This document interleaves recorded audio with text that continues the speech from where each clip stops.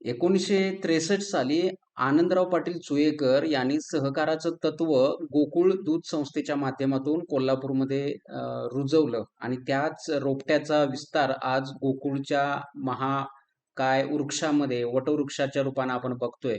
पण ह्या गोकुळला सध्या जे ग्रहण लागलेलं आहे ते ग्रहण काही सुटण्याचं नाव घेत नाहीये. याला भरपूर अशा गोष्टी कारणीभूत आहेत.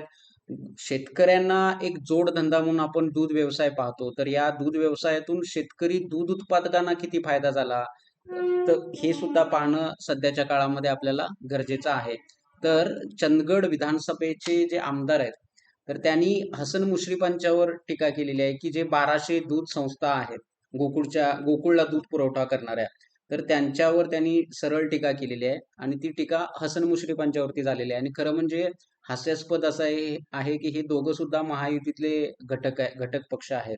तर आता लक्षात घ्या, मेन कारण जे आहे, मुख्य कारण ते आहे, ते म्हणजे अमूल दूध संस्था. गुजरातची अमूल दूध संस्था कोल्हापूरच्या गोकुळला आता ती एक प्रकारची विळखा घालून बसलेली आहे. त्याचं कारणच असं आहे, महाराष्ट्रातले जे सगळे उद्योगधंदे असतील, सहकारी संस्था असतील, महानंदा घ्या, आरे घ्या, किंवा सगळे महाराष्ट्रातले उद्योग जे महाराष्ट्र ज्याच्यामुळे ओळखला जातो, ते संपवण्याचं कारस्थान गुजरात लॉबी करते आणि त्याचाच एक घटक म्हणजे ही अमूल दूध संस्था आहे. तर या अमूल दूध संस्था वाढवण्यासाठी गोकुळ कसं संपलं जाईल किंवा गोकुळ कसं अवसान यानात टाकलं जाईल किंवा त्याचा लिलाव कसा होईल, गोकुळचं नाव कसं मिटेल, हे पाहण्याचा प्रयत्न सध्या जे काही गुजराती समर्थक विचारधारेचे लोक आहेत त्यांच्या मार्फत घडते आणि त्याच आडून गोकुळवर टीका करण्याचं हे कारस्थान चालू आहे. याचा अर्थ गोकुळ दूध संस्था जी आपण बघतोय, तर गोकुळ दूध संस्थेवरती आरोप कुणी केला? हे चंदगडचे आमदार शिवाजी पाटील आहेत. ते पहिल्यांदा यावर्षी विधानसभेमध्ये गेलेले आहेत. 2019ला ते थोडक्या मताने हारले होते. देवेंद्र फडणवीसांचे ते विश्वासू सहकारी होते. त्यातून त्यांनी निवडणूक लढवली आणि 2024ला ते निवडून आले 25,000च्या मतानं जवळपास. तर ते का आले? त्यामागची कारणं म्हणजे राष्ट्रवादीचे 2 वेगवेगळे गट लढले, त्याचा फायदा यांना झाला, शिवाजी पाटलांना झाला. तसेच लाडकी बहीण योजना असेल, चंदगड, आजरा, गडिंग्लज मध्ये जो हा मतदारसंघ येतो, त्यामध्ये पैशांचं झालेलं प्रचंड प्रमाणात वाटप. ठीक आहे, तर हे सुद्धा कारण आहे. लाडकी बहीण योजना आहे आणि इतर ज्याला आपण ईव्हीएम म्हणू शकतो, दुबार मतदार म्हणू शकतो, आणि सत्ताधाऱ्यांच्या फडणवीसांचा त्यांना लाभलेला आशीर्वाद, या अशा अनेक कारणामुळे शिवाजी पाटील निवडून आले. तर त्यांनी जे मुश्रीफांच्यावरती आरोप केलेले आहेत ते सुद्धा काहीसे हास्यास्पद वाटू शकतात काहींना. कारण हसन मुश्रीफ हे काही साधे खेळाडू नाही आहेत. 6 वेळा आमदारकी निवडून आलेले आहेत.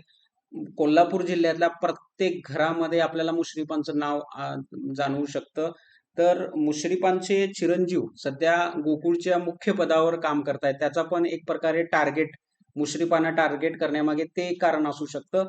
पण हे सर्व जाऊन आपल्याला एक समजून घ्यावं लागतं, ते हे आहे की गोकुळ कसा जगेल. कारण गोकुळ जगला पाहिजे. तुमची आपापसामधली नेत्यांची भांडणं काही असू द्या, पण गोकुळ त्यामागे संपू नये ही आपल्याला यामधून बघायचं आहे. कारण एकदा गोकुळ संपला तर शेतकऱ्यांची जी दुर्दशा होईल किंवा शेतकऱ्यांचं जे नुकसान होईल ते पाहणं कठीण असा भाग आहे. आणि त्यानुसार गोकुळच्या हितासाठी सर्व कोल्हापूर जिल्ह्यातल्या राजकीय नेत्यांनी एकत्र येणं गरजेचं आहे आणि ते तसं होताना दिसत नाही. ही चिंतेची गोष्ट आहे. गोकुळच्या जीवावर अनेक संचालक असतील, त्यांनी मलई खाली, त्यांनी पैसा कमवला, ते गब्बर झाले, ते श्रीमंत झाले. पण सर्वसामान्य जे दूध उत्पादक आहेत त्यांना त्या दुधाचा मोबदला मिळतो का?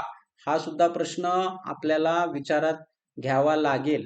कारण जर नाईलाज म्हणून गोकुळलाच लोकांना दूध घालावं लागत असेल शेतकऱ्यांना, तर त्यांच्या समोर एक दुसरा पर्याय उभा झाला तर काय काय चुकीचं आहे? असं पण एक प्रकारे विचार लोकांच्या मनात येऊ शकतो.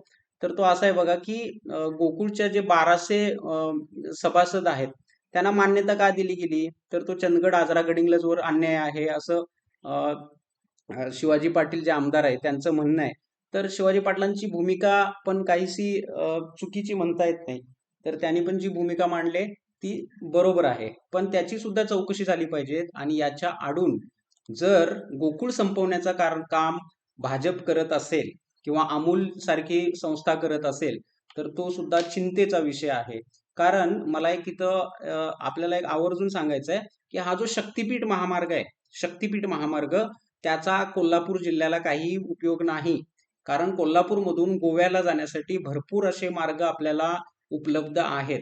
हे असून सुद्धा शक्तिपीठ महामार्ग झालाच पाहिजे म्हणून आंदोलन करण्यामध्ये हे भाजप पुरस्कृत अपक्ष आमदार शिवाजी पाटील हे कायम मैदानात असतात, कायम पुढे पुढे होते. बघा ही त्यांच्या आंदोलनाची काही क्षणचित्र आहेत, ते आपण बघू शकतो. तर हे असे आणि यातून शेतकऱ्यांच्या सुपीक जमिनी जात होत्या. कारण चंदगडला याचा तोटा आहे, गडिंग्लजला आहे, आजरा तालुक्यामधूनही हा महामार्ग जाणार आहे.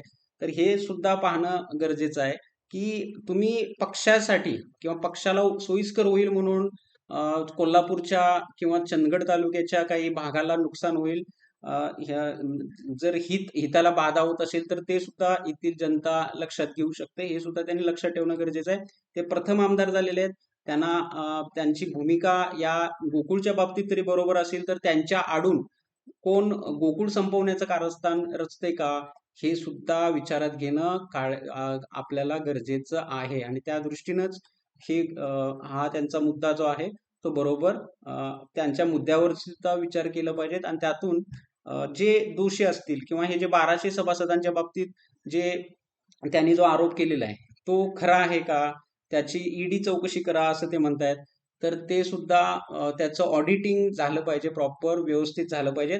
आणि पर्यायानं गोकुळ न सुस्थित राहिलेलं नाहीये, म्हणजे ते त्यांनी सुधारणा केल्या पाहिजेत की ज्याच्यातून गोकुळचा दर्जा वाढेल, अजून चांगल्या पद्धतीनं वाढेल. कारण मुंबई सारख्या ठिकाणी सुद्धा गोकुळ पोचू शकत नाही. भरपूर ठिकाणी जर तुम्ही मुंबईमध्ये बघितला तर गोकुळ हा मिळत नाही दूध. पण अमूल आपल्याला तिकडचा ब्रँड इकडे येऊन मिळू शकतो. म्हणजे आपण आपला विस्तारच करत नाहीये किंवा आपण ते पायच पसरत नाही किंवा जे सत्ताधारी आहेत गोकुळ दूध संघावरती काम करणारे, त्यांची तशी मानसिकता पण दिसत नाहीये, हे आपल्याला यातून दिसतं. पर्याय एकच आहे, ते म्हणजे गोकुळ वाचलं पाहिजे. गोकुळमधून कोल्हापूरच्या शेतकऱ्यांचं भलं झालं पाहिजे आणि शेतकऱ्यांना 4 पैसे चांगले मिळाले पाहिजेत. आणि एकंदरीतच जे सहकाराचं तत्व आहे ते खऱ्या अर्थानं आपल्या समोर दिसलं पाहिजे. कारण महाराष्ट्राची आणि त्यातही पश्चिम महाराष्ट्राची जी अर्थव्यवस्था आहे ती सहकाराच्या तत्वावर अवलंबून आहे. आणि हे जर सहकारच संपलं तर शेतकरी संपून जाईल. आणि सहकाराच्या माध्यमातून फक्त राजकारण्यांचं भलं होत असेल तर ते सुद्धा या दृष्टीनं चुकीचंच आहे. त्यामुळे शिवाजी पाटलांची जी भूमिका असेल ती जर चांगल्या हेतून होत असेल तर त्याचं स्वागत करणं गरजेचं आहे. आणि गोकुळच्या एकंदरीतच कारभारातून गोकुळचं विकास व्हायला पाहिजेत, गोकुळचं भलं व्हायला पाहिजेत, अशीच एक शेतकरी म्हणून आपण दूध उत्पादक शेतकरी म्हणून आपण अपेक्षा करणं इथं योग्य ठरतं. तुम्हाला काय वाटतं? तुमची मतं तुम्ही नक्की मांडू शकता. तोपर्यंत आपण इथंच थांबू. थँक्यू.